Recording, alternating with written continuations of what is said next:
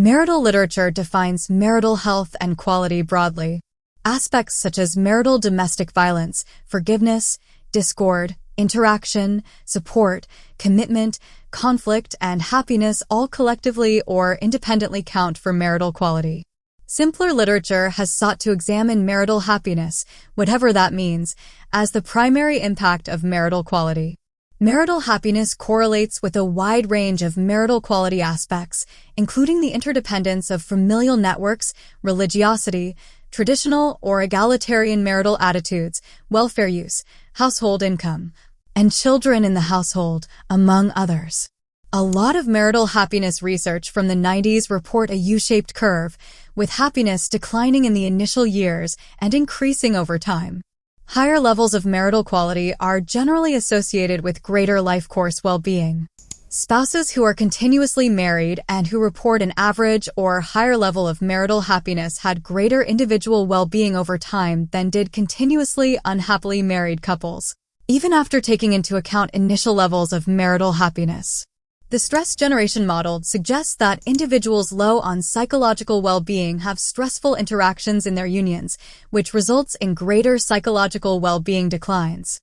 For example, it is common for women with poor psychological well-being to withdraw from the family, thereby creating tension and causing arguments. The marital discord model of depression suggests that low-quality marriages raise the risk of depression because spouses are the most important sources of social support, thereby serving as an important protective factor against depression. There are numerous reasons for a marriage between two people to become rocky. Even the marriage between two people who are still very much in love. This is because relationships are not just based on interactions between the two people involved, but instead are almost like living and breathing entities of their own that interact with the people and environment around them. For example, though you and your husband may love each other with all your hearts, the fact that your mother despises your husband will strain your relationship, especially if you are close with your mother. No matter what kinds of metaphorical barriers you and your spouse put around yourself and your personal relationship with one another, your relationship will be affected by the outside world. This may be in the form of money problems due to a lost job, less time spent together because of other responsibilities, and many others as well. Individual problems may affect your marriage as well. If you are depressed because of the loss of a loved one or any other reason, for example, your relationship with your spouse will be affected by this. If you do not have time for yourself, you will not be able to make time for your spouse either. Besides the outside influences, there are also the more traditional problems that occur between couples as well. These include stress put on the marriage because of children, loss of communication because you have fallen into a routine and have stopped working at your marriage, and many others. Though these traditional couple problems are usually the final straw that breaks the camel's back, so to speak, and makes you two realize that there is in fact a problem between you, these are usually caused by underlying problems like those discussed above. For example, if you and your spouse are no longer communicating or spending time together, there will be an underlying cause for that. Perhaps one of you is suffering from depression and no longer wants to speak to anyone about your feelings, let alone your spouse. Or perhaps one of you is worried about losing your job and is now working extra long hours to ensure your job security and no longer has time to spend with the other. It is worth pointing out that the protective factor of marriage against depression is lacking for unhappy marriages.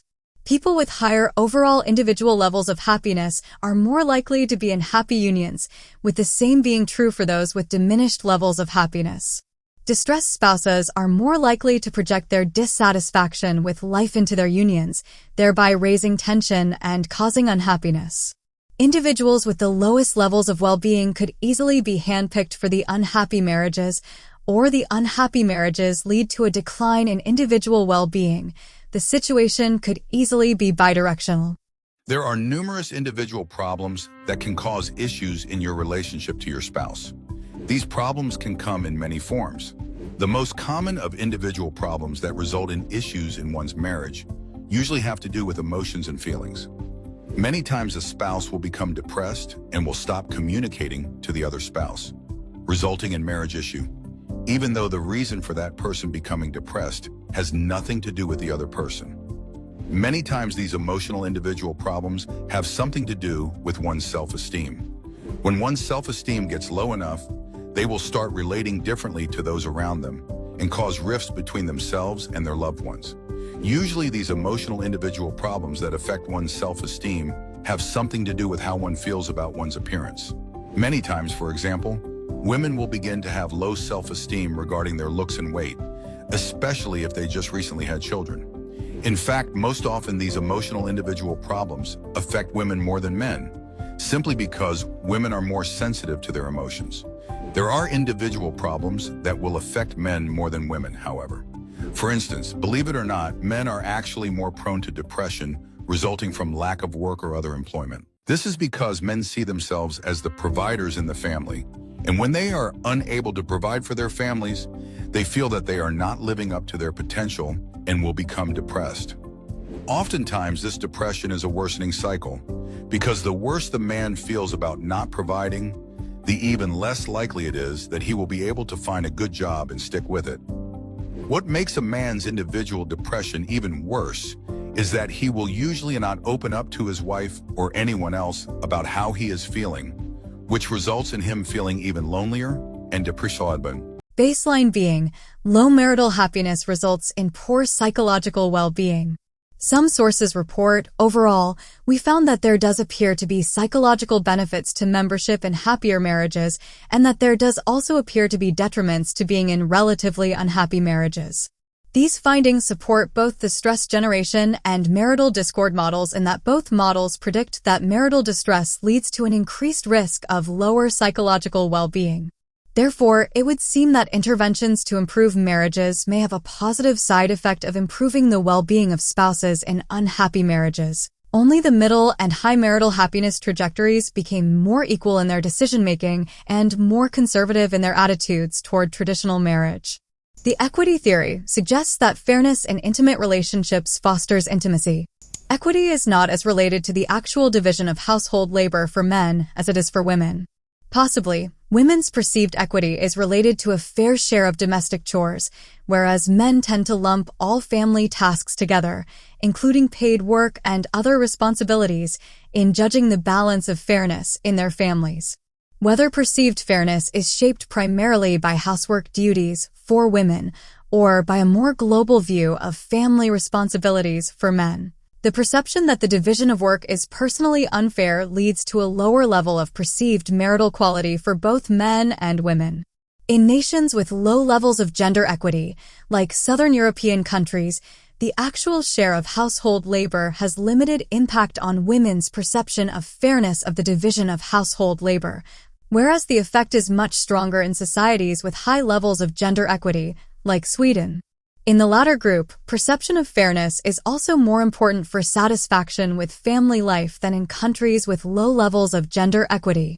Women who perceive lack of fairness are much less satisfied with family life in high gender equity societies than in low gender equity nations. When women perceive a high level of fairness, cross-national differences are only marginal. These results have been explained within the framework of relative deprivation theory, according to which individuals' subjective assessments of a situation, rather than objective conditions, determine their perception of fairness. Perceptions are contingent on comparison, that is, the evaluation of actual vis-a-vis expected circumstances, and individuals have a preference for equity. If individuals perceive inequity, they will feel discontent and strive to attain equity. Thus, rather than gender equality per se, the perception of equity and the importance of congruence between attitudes and behavior for marital happiness among women could be stressed. Even though differences in perceptions exist as to what is fair and unfair in divisions of labor, research has shown that the effect of equity and fairness on marital satisfaction exists for both men and women. Marital equity and its influence on husbands' and wives' perceptions of marital satisfaction appear to have significance for couples balancing work and family. Couples in happy marriages are more likely to hold the belief that the institution should last forever.